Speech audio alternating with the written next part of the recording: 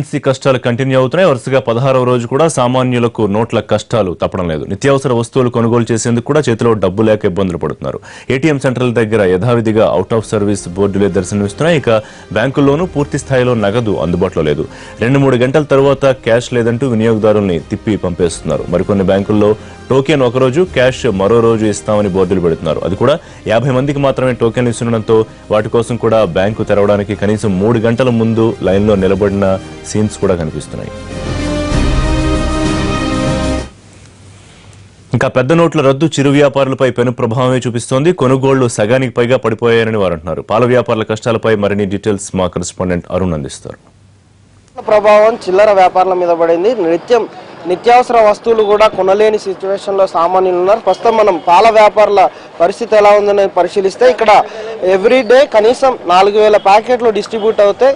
దాదాపుగా అన్ని కూడా నెలవారీగా ఇచ్చేటువంటి ప్యాకెట్లు ఎక్కడ ఇబ్బంది లేకపోయినా రోజువారీగా దాదాపు 1000 ప్యాకెట్ల పైన ఇక్కడ 1000 లీటర్ల పాలు అమ్మడానికి ఆస్కారం ఉంది. అంటే 2000 ప్యాకెట్లు అమ్మాల్సి ఉంటుంది. కానీ ఆ తర్వాత పెద్ద నోట్ల రద్దు తర్వాత వీళ్ళ మీద ప్రభావం తీవ్రంగా ఉందని చెప్తున్నారు. ఇక్కడ ప్రస్తుతం చూడొచ్చు 2000 నోట్కి సంబంధించి కౌంటర్లో స్పష్టంగా విజువల్స్లో కనిపిస్తున్నాయి. 2000 నోట్ ఇచ్చిన తర్వాత వాళ్ళకి చిల్లర గ్యాదర్ చేసి ఇచ్చే క్రమంలో దాదాపు ఆవిడ దగ్గర ఉన్న మొత్తం బ్యాలెన్స్ మొత్తం ఇవ్వాల్సి వస్తుంది. నిత్యావసర వస్తువుల మీద ఈ నోట్ల ప్రభావం తీవ్రంగా పడింది. ఎక్కడ చూసినా చిల్లర లేకపోవడం వల్ల పాలు తాగంది లేదంటే చిన్నపిల్లలకి పాలు ఇవ్వాల్సి ఉంటుంది. అలాగే టీ తాగంది పూట గడవని ఈ పరిస్థితిలో పాలు లేకుండా ఎవరు ఉండలేదు. మరి ఈ నోట్ల ప్రభావం సార్ ఎలా చూపిస్తుంది?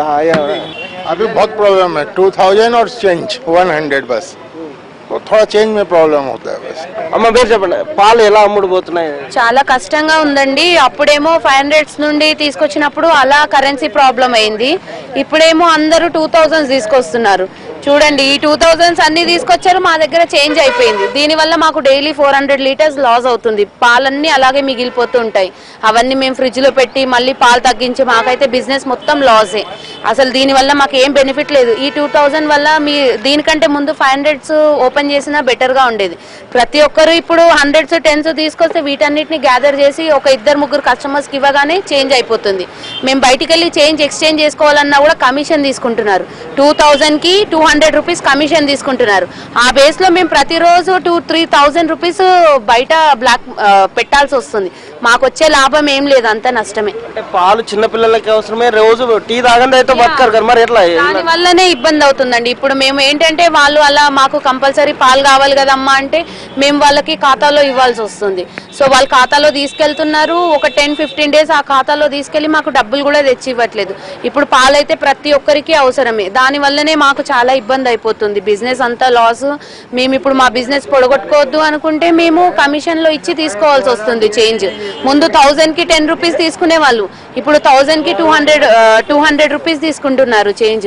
చాలా ప్రాబ్లం ఫేస్ చేస్తున్నామండి. ఎప్పుడు సాల్వ్ అవుతుందో ఈ ప్రాబ్లం, కానీ ప్రాబ్లం అయితే చాలా ఎక్కువగా ఉంది.